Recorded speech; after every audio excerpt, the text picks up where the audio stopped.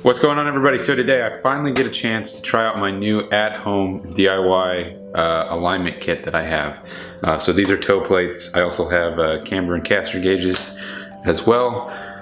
So I'll finally be able to knock out the alignment on the Subaru before the next rallycross in a week. So to get started, I'm gonna pull the car in here.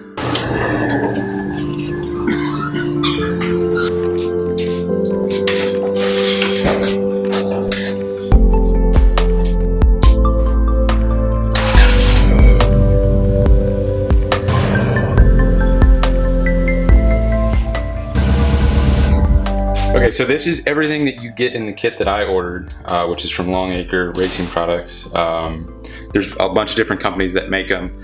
This just happened to be the one that I chose. It was a lot cheaper than some of the other ones. I think I paid like 250 bucks or something for the entire kit, which really isn't that bad in the scheme of things if you look at like getting an alignment 2 or 3 times, and especially if you get certain specifications when you actually go there, it adds up pretty quickly. I know the place that I go around here, every time that I go there with custom specs that I need done to the car, it's at least $100 because they charge me extra. So it's not really worth it because this kit will pay for itself after like 2-3 times of using it. So, and with the amount of times that I'm going to change suspension and make little adjustments here and there, it'll really pay dividends. And I've got so many other cars that I do alignments on all the time. So it's definitely worth it if you're like an at-home guy and you want to do alignments all the time with your own specs. Alright, on to the actual kit now. So I did pay the extra money for their better gauge just for the ease of having a digital gauge instead of like just a bubble level. Also, this works for, I'm pretty sure, from 13 to 17 inch wheels. These fit into the bead, and if you have a beadless wheel, it'll also fit in between the wheel and the actual tire itself. Pretty easy to throw on there. I'll go through that. It also comes with instructions and whatnot. The instructions are kind of hard to follow. There's only one sheet, so there's definitely more to it than just like half a page of information. As well as the toe plates.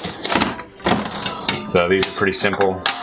They'll just sit, they lay on the face of your wheel, and you use their tape measures that they gave you, and they sit right in these little slots, and then you just set toe that way.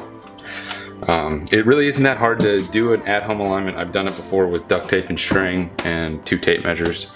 It just really sucks to do it that way, so it should be a lot easier with the actual proper tools, but we'll see. I didn't pay the extra money. You can get churn plates. I didn't pay the extra money for that, so that might be something that I might look into getting later on, depending on how this goes. Anyway, that's enough talking on the kit. I'm gonna actually get started now and go through the steps of what you actually have to do. All right, so first thing that I'm gonna do, I'm gonna actually go through, visually inspect the tires. You wanna make sure that there's no weird bulges, no cords showing or anything like that. Don't do this if your tires are really old. You want them to all be like really similar. Relatively newer tires, I mean, you can have, if they're like evenly worn, it should be fine. And then also make sure that the tire pressure is the same between each tire.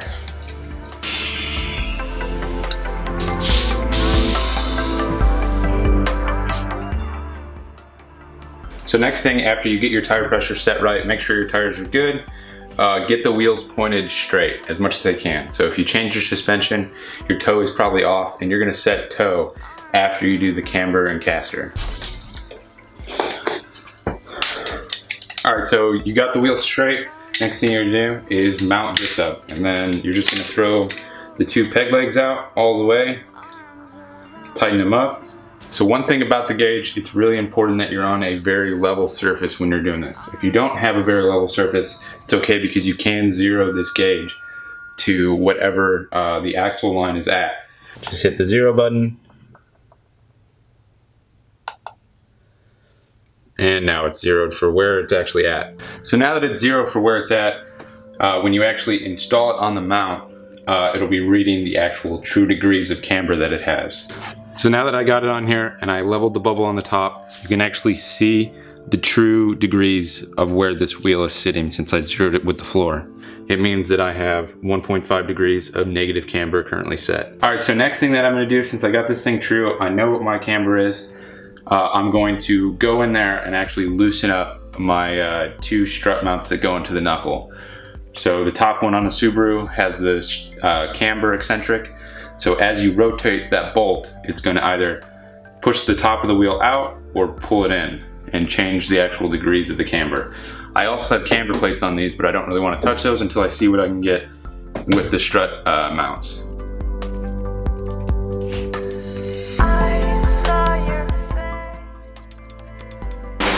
Okay, so now that I got the strut bolts loose, you'll actually be able to see the changes that I'm making as I rotate that top camber eccentric bolt.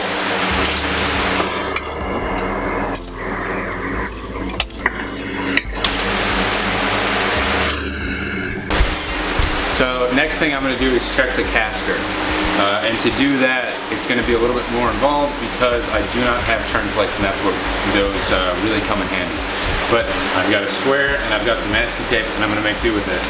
So first thing, go down the center line, which is a lot easier if you're doing this without the mount on it. So I just want to get the center of the wheel. Next thing I'm going to do, pull this out, and I'm going to lay this against the tire so that it's straight ahead with the tire. And take my masking tape and lay it along that edge. You want to make sure it's stuck really well because you don't want it to move. Once you do that, you want to transfer that center line mark down to here. Alright, next thing, you can use a protractor, you can use anything. If it's got an angle and a straight edge, it doesn't really matter. I'm just going to use my square that I've got to find 15 degrees. So every kit is different. I've seen some kits that say you have to go to 20 degrees and then back to center to find the caster.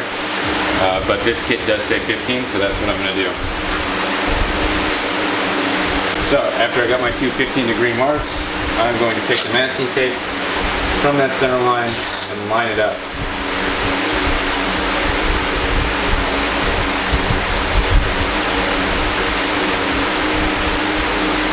So once I have those marks, these are actually going to be where I turn the wheel to when I'm getting my caster degrees. So obviously this is tape using some crude measurement stuff. It's not going to be super precise, but it's enough to get me at least an idea of what my caster is. Alright, so now first thing that I'm going to do, since I'm doing the right front, I'm going to turn the wheel 15 degrees to the right. Now once I have it pointed 15 degrees to the right, I'm going to turn it on, re-level the gauge, put it in the caster mode, and then zero eyes. So next thing I'm going to do, I'm going to turn it 15 degrees to the left. So you want to get 30 degrees total. Alright, so once you come back to the full 30 degrees and you line it up, you re-level this, and then the blinking number is what you actually have for a caster angle. So right now, as you can see, I've got 2.4 degrees of positive caster. Alright, so next thing that I have to set is toe. And to do that, I need to do the left side first with camber and caster. So I'm just going to speed through that process real quick and then come back and show how to do the toe. So since we got the camber and caster set, next thing to do is to set toe. Since I have the plates, that's what I'm going to be using, but there are other methods that you can choose to do if you want to do it a little bit cheaper. But since I have the plates, that's what I'm doing. So all I'm going to do is straighten out the wheels, run the tape measures through into these two slots with the little magnets that hold to the other side of the car, and then once it's in the slots, actually get the measurements.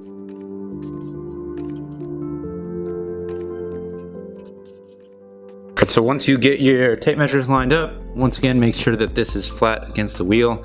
That's where, if you have any boulders in your tire or anything like that, will come into play, because that will affect your alignment on this portion. Alright, so over here it looks like I've got 67 and 3/8, and then over here 67 and 5/8. So it's off quite a bit. A little bit of toe out right now because the front one is farther out than the back, so that means toe out. So now I'm just going to adjust the tie rod and bring the wheel in like that.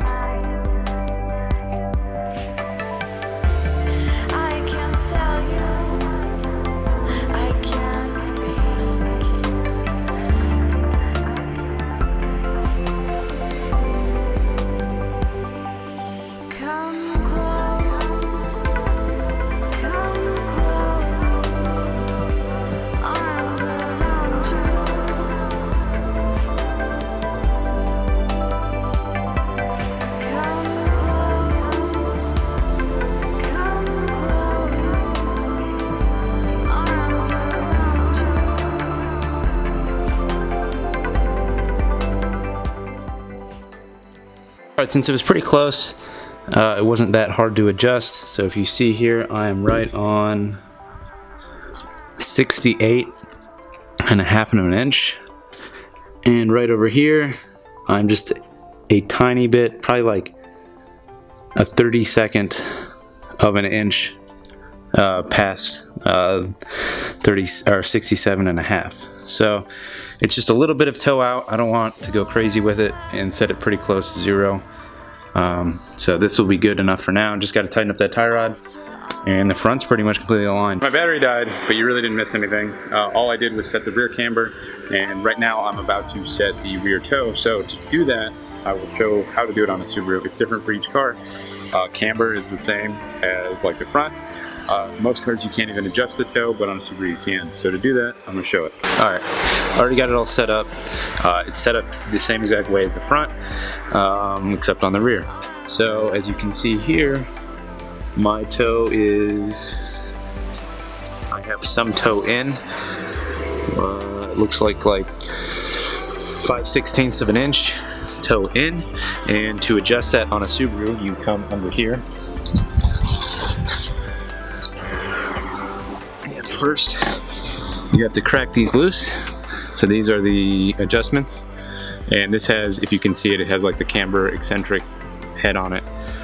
So as you rotate it, the lateral link will go in and out, changing the toe of the rear wheels. So you want it to be even.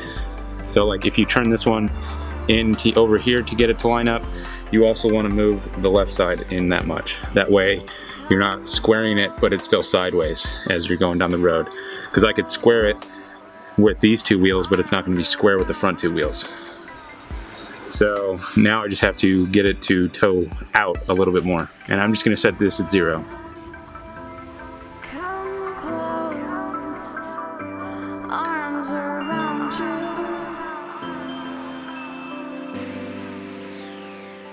Arms around you. That went really quickly. It's nice when that happens, but as you can see, right at like 65 and 7/8 and 65 and 7/8 over here.